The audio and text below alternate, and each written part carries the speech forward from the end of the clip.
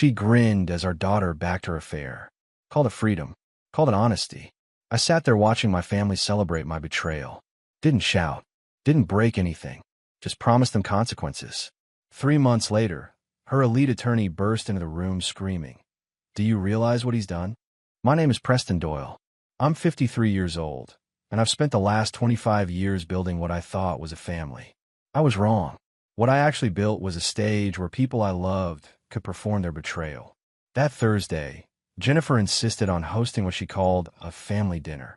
Just the three of us, she said, though I noticed she'd set 4 places at the table.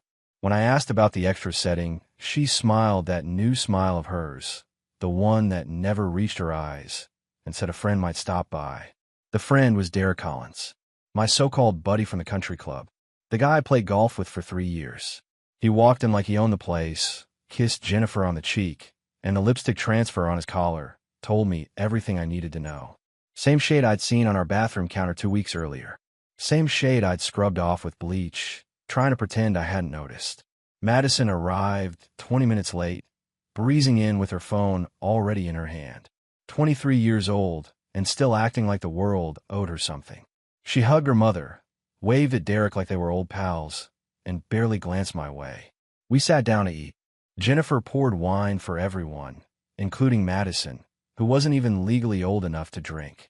Nobody seemed to care about that little detail. The conversation flowed around me like I was furniture. Derek talked about his new boat. Jennifer laughed at jokes that weren't funny. Madison scrolled through her phone between bites. Then Jennifer raised her glass. The crystal caught the light from the chandelier I'd installed with my own hands 5 years ago. She looked at Derek, then at Madison, and said something I'll never forget. "To freedom," Jennifer announced, her voice steady and cold, "and to finally being honest with ourselves." Madison lifted her glass immediately. My daughter, my little girl who used to bring me dandelions from the yard, looked at her mother with something close to worship and added her own toast. "Mom deserves to be happy," Madison said, looking directly at me for the first time that evening. "You've made her miserable long enough, Dad." Jennifer grinned. Not smiled. Grinned. Like she just won something. Derek raised his glass with a smirk I wanted to wipe off his face. They all clinked their glasses together while I sat there, watching my family celebrate my replacement.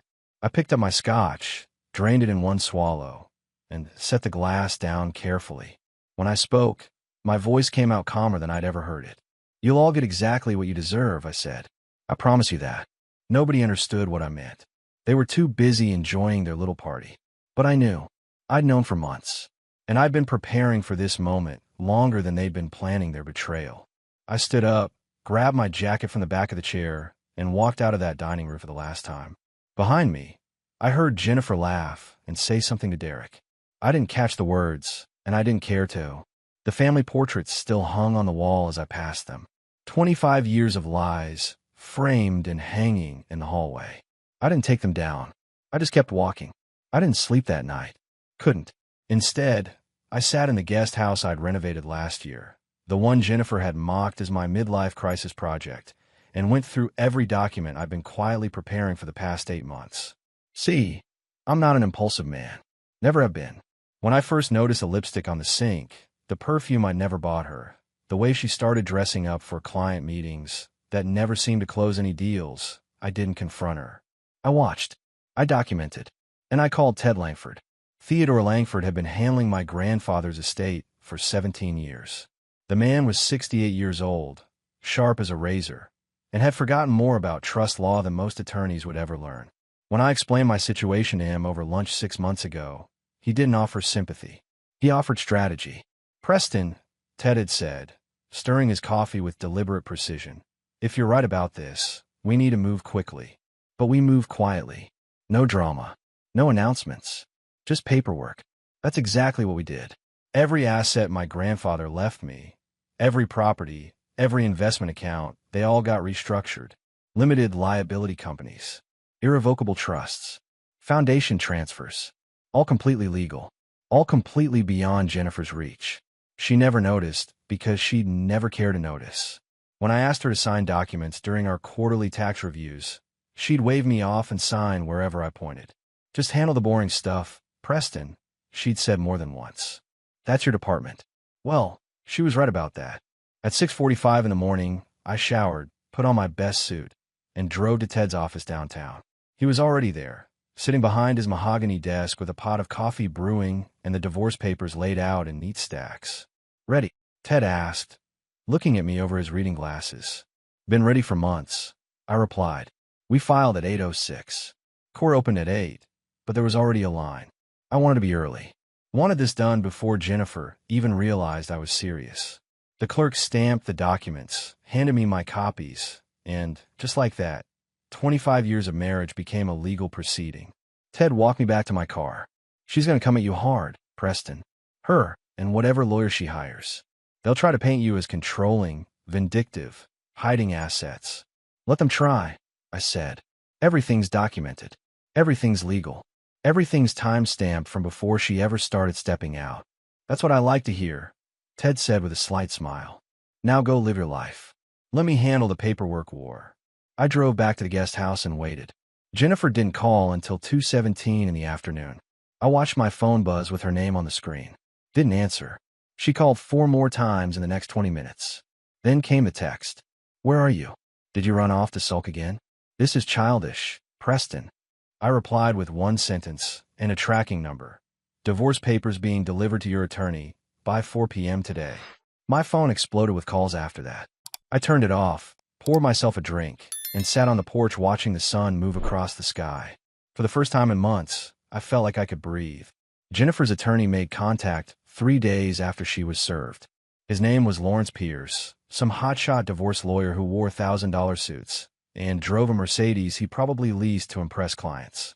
I'd seen his billboards around town, fighting for your rights plastered across his smug face. The demand letter arrived via certified mail. 10 pages of legal posturing that basically boiled down to one thing. Jennifer wanted everything. The house. Both cars. Alimony calculated at 40% of my supposed income.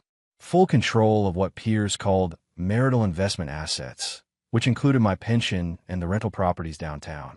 I read it twice, then handed it to Ted over lunch at his club. Ambitious, Ted said, scanning the pages with an expression that never changed. And completely delusional. Can they actually claim any of this? I asked. Ted set the letter down and looked at me over his coffee cup. They can claim whatever they want, Preston. Doesn't mean they'll get it. Everything they're listing either predates your marriage or exists in trusts she has no legal access to. She signed documents, though. Years ago, when we did the estate planning. Exactly, Ted said. She signed away her advisory rights to the Wellington Trust. Voluntarily. With full legal representation present, even if she didn't pay attention. That signature is our nuclear option. What about the house? Which house? Ted asked with a slight smile. The marital residence is in your name, purchased with trust funds before the marriage. She can argue for it all she wants. The paperwork says otherwise. Ted drafted a response that same afternoon. 1 page. Professional. Devastating. It listed every asset Pierce had demanded and explained, in precise legal language, exactly why Jennifer had no claim to any of it. He included a spreadsheet showing the trust structure, dated documents, and notarized signatures going back 15 years. This won't end it, Ted warned me. Pierce will push back. They always do. But this is our opening position. We're not negotiating. We're educating them about reality. The response went out the next morning. I spent that afternoon at the gym, working out tension I didn't even know I'd been carrying. When I got back to the guest house, there were 7 missed calls from Madison. No voicemails. Just calls. I didn't call back. She made her choice at that dinner. Chose her mother. Chose Derek. Chose to mock the man who'd paid for everything she'd ever had. She could live with that choice. My phone buzzed again. This time a text from Jennifer herself. You're being unreasonable. We need to talk about this like adults. I deleted it without responding. She'd had 25 years to talk to me like an adult. That time was over. Lawrence Pierce didn't take Ted's response well. I know because his next letter was twice as long and half as professional. He accused me of hiding assets, called the trust structure suspiciously convenient, and threatened to file motions for full financial discovery. Ted actually laughed when he read it. Let him, Ted said during our meeting. Discovery works both ways. He wants to see our books. Fine. We'll show him everything. Every properly filed document. Every legitimate structure. Every signature his client made without bothering to read what she was signing. You think that'll stop him? No, Ted admitted. But it'll slow him down considerably when he realizes how deep this rabbit hole goes. Pierce filed his motion. We responded with a document dump that would have made the IRS jealous. 97 pages of trust documentation. Property transfer records dating back to 1989. Tax returns showing clear separation between marital income and trust distributions. Articles of incorporation for the 3 LLCs that held the rental properties. And my personal favorite, the signed acknowledgement form from Jennifer, dated 7 years ago, where she explicitly waived any claim to assets held in the Wellington Trust. Ted had made her sign it during routine estate planning. Told her it was standard paperwork for tax optimization. She'd been in a hurry that day, rushing to make a hair appointment, and signed it without reading a single word. Whatever keeps the IRS happy, Preston, she'd said at the time, barely looking at the document. That signature was now Exhibit A in our defense. Pierce went quiet for 2 weeks. Then he called Ted directly, which apparently meant something in lawyerland. Ted put him on speaker during our meeting so I could hear. Your client's position is untenable, Pierce said, his voice tight. These structures you've created are clearly designed to circumvent community property laws. These structures, Ted replied calmly, were created before your client was even in the picture. My client inherited them. Your client signed documents acknowledging their separate nature. This isn't circumvention. This is basic estate management. We'll argue commingling of assets. Please do. I have 15 years of bank records showing complete separation. Not 1 cent of trust money touched marital accounts. Not 1 marital dollar entered trust holdings. Good luck with that argument. The call ended shortly after. Pierce had nothing left to say. Ted looked at me across his desk. They're starting to understand what they're up against. This is when they typically get desperate. How desperate? I asked. Desperate enough to make mistakes, Ted said. And we'll be ready for every single one. Madison showed up at the guest house on a Tuesday afternoon without warning. I heard her car pull up, that BMW I'd bought her for graduation, and watched through the window as she sat there for a full minute before getting out. She was rehearsing, I could tell, probably going over whatever speech Jennifer had fed her. When she finally knocked, I let her wait. Made coffee. Checked my email. Let her knock twice more before I opened the door. She stood there in designer jeans and a jacket that cost more than most people's monthly rent. Everything she wore, I'd paid for. The car behind her, I'd paid for. The college degree that got her nowhere, I'd paid for that too. Can I come in? Madison asked, her voice smaller than I'd heard it in years. I stepped aside without answering. She walked in slowly, looking around the small space like she was touring a museum exhibit on how the other half lived. This is nice, she said, lying through her teeth. Cozy. I sat down with my coffee. Didn't offer her any. Just waited. Madison perched on the edge of the couch, fidgeting with her phone case. Dad, I came here because I think this has all gotten out of hand. You're throwing away everything over one mistake. One mistake, I repeated, keeping my voice level. Is that what we're calling your mother's affair now? It's not like she planned it, Madison said, the words coming faster now like she'd memorized them. These things happen. People grow apart.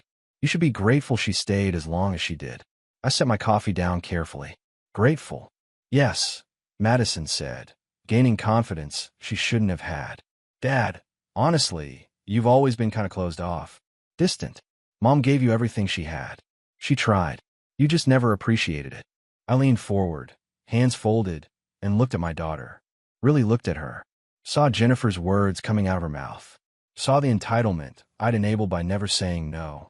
Saw the person she'd become while I was busy working to give her everything.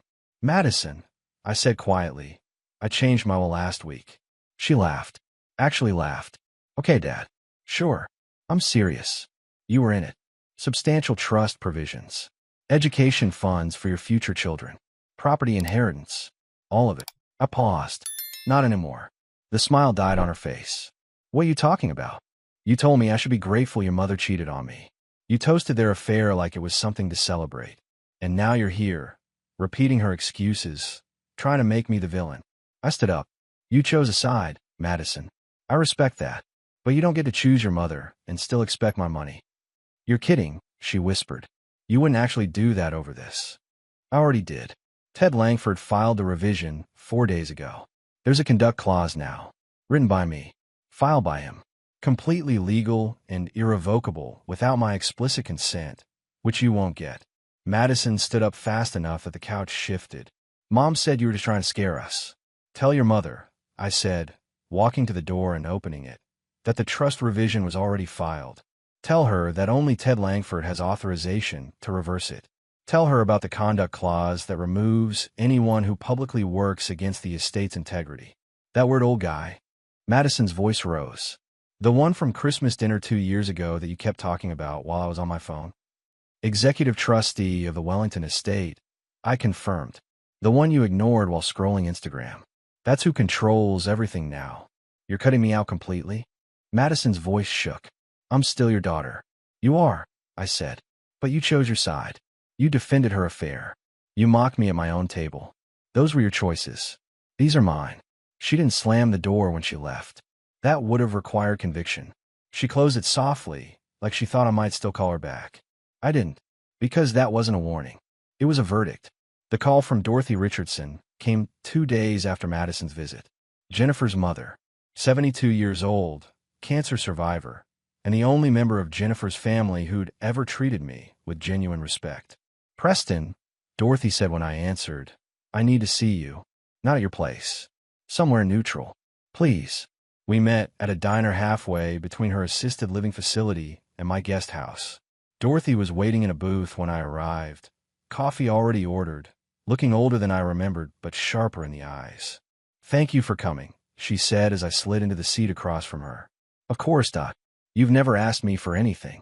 Figure it must be important. She wrapped both hands around her coffee cup. I heard about the divorce. About Madison getting cut from your will. About everything falling apart. I assumed Jennifer's version of events. I asked. She tried, Dorothy said. Told me you were being vindictive. That you couldn't handle her finding happiness. That you were punishing everyone because your ego was bruised. She looked up at me. I didn't believe a word of it. That surprised me. Why not? Because I know my daughter, Preston. I know exactly what she's capable of.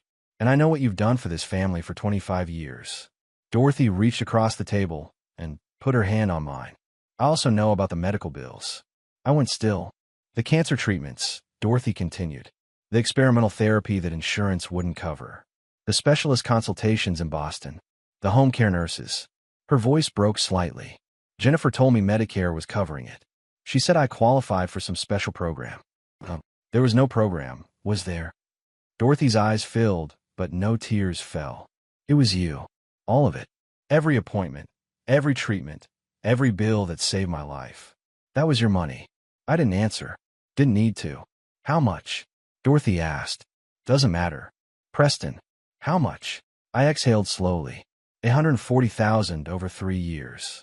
But I never wanted you to know. You were sick. You needed help. I had the means. That's all that mattered. Dorothy pulled her hand back and wiped her eyes with a napkin. Jennifer doesn't know, does she? No. I told her the trust was handling some charity medical work. She never asked for details. Of course she didn't, Dorothy said bitterly. Too busy to notice her own mother almost died. Too distracted by her affair to wonder how the bills were being paid. She looked at me hard. You're a better man than my daughter deserves, Preston. You always were. I appreciate that. I'm testifying for you, she said suddenly. If this goes to court, if they try to paint you as some monster who's punishing people for sport, I'm testifying about the medical bills, about your character, about what kind of man you really are. That'll destroy your relationship with Jennifer.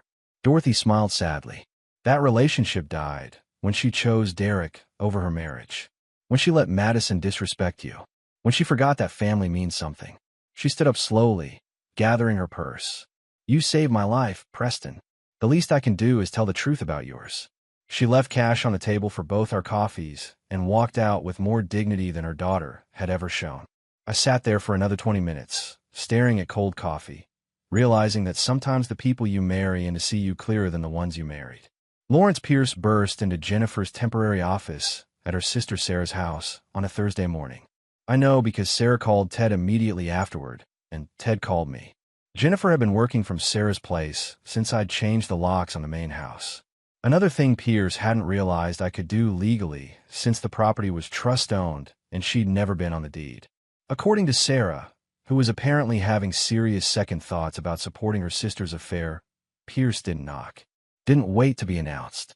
Just threw the door open so hard it hit the wall, his face white and his briefcase hanging open like he'd been running. "Do you realize who's rewritten his will?" Pierce shouted at Jennifer, his professional composure completely gone. Jennifer had been on a video call with some potential clients. Sarah said she heard Jennifer say something dismissive like, "I'm in the middle of something, Lawrence." Pierce pulled out a document and slammed it on the desk. "This is what your husband filed last week. Do you understand what this means?" Sarah, standing in the hallway, heard Jennifer's voice change from annoyed to confused. "What are you talking about?" "The Wellington Trust," Pierce said, and Sarah could hear papers rustling. "The one I thought was maybe 2 or 3 million in assets. The one I figure we can negotiate on." He paused.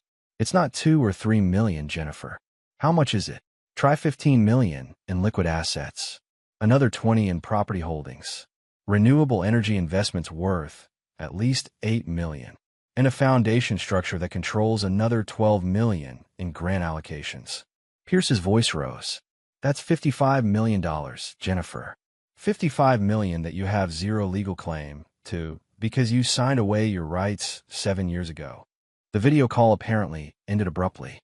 Sarah heard Jennifer say something, but couldn't make out the words. "And that's not even the worst part," Pierce continued. "He's rewritten his will. Everything goes to the Crescent Foundation, veteran housing programs, and a scholarship fund. You're not in it. Madison's not in it. Your mother's not in it. There's a conduct clause managed by Theodore Langford that specifically excludes anyone who's acted against the estate's interests." "That can't be legal," Jennifer said. "It's completely legal. Filed. Notarized. Backed by documentation going back 30 years. And here's the beautiful part, the part that makes me want to quit this case right now. You helped him do it." Sarah heard Pierce laugh, but it wasn't a happy sound. "Every paper you signed without reading. Every trust document you called boring. Every time you told him to just handle the financial stuff because you couldn't be bothered. You built this cage yourself, Jennifer." He just locked the door. Sarah said. There was silence for a long moment. Then she heard Jennifer say quietly, "What do I do?" "Pray," Pierce replied. "Pray he's feeling generous when this is over, because legally, you're about to walk away with nothing." Ted played me the voicemail from Sarah later that day. She'd recorded the whole conversation on her phone. Said she wanted me to know what kind of lawyer Pierce really was, and what Jennifer was finally starting to understand. I listened to it twice. Didn't feel victory. Didn't feel satisfaction. Just felt tired. "This isn't over," Ted said. "Pierce will try something desperate. They always do when they realize they've lost. Let him try," I said. "We've been 3 steps ahead this entire time. No reason to stop now." Derek Collins disappeared exactly 9 days after Pierce's meltdown in Jennifer's office. Not gradually. Not with explanation. Just gone. Sarah called me personally to tell me. "Preston, I thought you should know." Derek packed up and left town. Jennifer's been trying to reach him for 2 days. His phone's disconnected. His condo's cleared out. Even his boat's gone from the marina. "How's Jennifer taking it?" I asked. "How do you think?" Sarah said. "She's devastated. Keeps saying there must be some mistake. That he wouldn't just leave without talking to her." Sarah paused. "But I did some digging, Preston. Called a friend who works at the marina. Derek sold that boat 3 weeks ago. Right around the time Pierce would have told Jennifer about her financial situation. So he knew she wasn't getting anything. He knew. And he ran." Sarah's voice hardened. "Jennifer thought he loved her. Thought they were going to build a life together. Turns out he was just waiting to see if she'd land the money. When that fell through, so did he. I should have felt something. Vindication, maybe. Satisfaction at watching Jennifer's fantasy fall apart. But all I felt was a dull ache for the years I'd wasted on someone who'd never valued what she had." "There's more," Sarah said. "I found out Derek's done this before. 3 times, actually. Wealthy married women. He romances them, encourages them to leave their husbands, then disappears when the money doesn't materialize. There's a woman in Connecticut who lost everything because of him. Another in Rhode Island. Jennifer know this. She does now. I showed her the court records, the restraining orders, the pattern." Sarah sighed. "She's not just heartbroken, Preston. She's humiliated. Realized she threw away 25 years for a con artist who never cared about her at all. Jennifer tried calling me that night. 7 times. Left 1 voicemail. Preston, please. I know I don't deserve it, but can we just talk? I made a terrible mistake. I see that now. Derek's gone and I need to talk to someone who knows me. Please call me back. I deleted the voicemail without listening to it completely. Blocked her number. Changed my locks again, just to be safe. Ted called the next morning. Jennifer's attorney filed a motion to pause the divorce proceedings. Says his client needs time to reconsider her position. Translation: she wants to come back now that her lover's gone and the money's out of reach. That's exactly what it means, Ted confirmed. What do you want to do? Deny the motion, I said. File for a restraining order preventing her from coming to any property I own. And let's accelerate this divorce. I want it done within 60 days. Aggressive, Ted said approvingly. I'll have the papers filed today. One more thing, I added. Make sure the restraining order specifically mentions she's not allowed within 500 feet of the guest house. I'm tired of looking over my shoulder. Consider it done. Jennifer showed up anyway 2 days later. Violated the temporary order before it was even finalized. Stood in my driveway, crying, asking me to just listen for 5 minutes. I called the police. Waited inside while they removed her from the property. Watched through the window as she argued with the officers, gesturing at the house, probably telling them this was all a misunderstanding. It wasn't a misunderstanding. It was consequences finally catching up to someone who thought she was untouchable. The final hearing took place on a cold November morning. Not a trial, just a procedural division hearing where the judge would review our filings and make final determinations. Clean, clinical, and absolutely devastating for Jennifer's side. I arrived with Ted at 8:30. Jennifer was already there with Lawrence Pierce, who looked like he'd aged 5 years in 3 months. She wore a navy suit that probably cost a fortune, trying to look dignified. She wouldn't meet my eyes. Madison sat behind her mother, arms crossed, staring at nothing.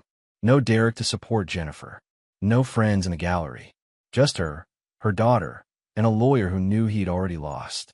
The judge was a woman named Carol Brennan, 62 years old with a reputation for cutting through nonsense. She reviewed the files for 10 minutes while we all sat in silence, then looked up over her reading glasses. I've reviewed the trust documentation, Judge Brennan said. The Wellington Trust predates this marriage by 12 years. Mrs. Doyle signed acknowledgement of its separate status during estate planning in 2018. Those signatures are notarized and witnessed. She turned a page. The Crescent Foundation transfer is properly filed and legally sound. The conduct clause in the revised will is unusual, but not illegal. Pierce stood up. Your Honor, we believe. Mr. Pierce, Judge Brennan interrupted. I've read your filings. All 17 of them. Your arguments about commingling are unsupported by evidence. Your claims about hidden assets are contradicted by documentation going back 3 decades. Your client signed away her rights voluntarily. This court will not overturn legal documents simply because your client regrets not reading them. Jennifer's chin dropped. Madison put her head in her hands. The trust assets remain with Mr. Doyle, Judge Brennan continued. The marital home, purchased with trust funds before the marriage, remains with Mr. Doyle. The vehicles, the investment accounts, the commercial properties, all remain with Mr. Doyle. Mrs. Doyle will receive her personal belongings and any assets she brought into the marriage, which according to these records, totals approximately $17,000 in jewelry and personal savings. Your Honor, Pierce tried again, his voice desperate.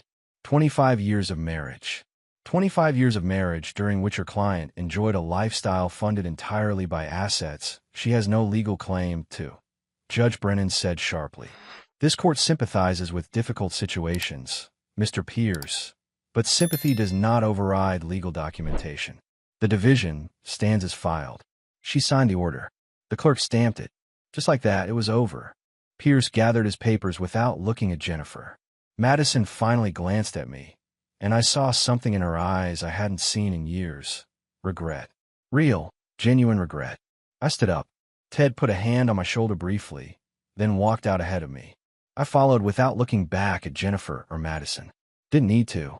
That chapter was closed. Outside, the November wind cut through the parking lot. Ted shook my hand. It's done, he said simply. Yeah, I replied. It is. 2 years later, I ran into Jennifer at a grocery store in the next town over. I was picking up steaks for a barbecue, just living my quiet life, when I turned the corner, and there she was. She looked older, tired in a way that went beyond physical. Her cart held budget brands and sale items. She wore jeans and a plain sweater, nothing like the designer clothes she used to favor. Our eyes met. She froze. I watched recognition and shame wash across her face in equal measure. Preston, she said quietly, almost like she wasn't sure she should speak. I nodded politely. Jennifer. She opened her mouth like she wanted to say something, then closed it. Her hands gripped the cart handle, so tight her knuckles went white. I could see her trying to find words, any words that might bridge the canyon between where we'd been and where we'd ended up. I didn't help her, just stood there, waiting to see if she'd actually try to have this conversation. How have you been? She finally asked, and the question sounded ridiculous even as she said it. Good, I replied simply. You? She laughed, but it was hollow. Managing. Working retail now. Living with Sarah temporarily until I can afford my own place. She paused. Madison's doing okay. She's working at a marketing firm. Entry level. She asks about you sometimes. That's good, I said, meaning it. I hope she finds what she's looking for. Jennifer's eyes filled with tears. Preston, don't. I said gently but firmly. Whatever you're about to say, don't. It's been 2 years. We're both different people now. Let's leave it at that. She nodded, wiping her eyes quickly. You're right. I wanted you to know that I understand now. What I threw away. What Derek really was. What you. She stopped herself. Never mind. I hope you're happy, Preston. I really do. I am, I said. And I meant it. I walked past her down the aisle, grabbed what I needed, and headed to check out. Didn't look back. Didn't feel anger or satisfaction or even pity. Just felt neutral, like passing a stranger on the street who used to mean something a long time ago. Henry, my son from my first marriage, was waiting at my house when I got back. He'd flown in from Seattle for the weekend.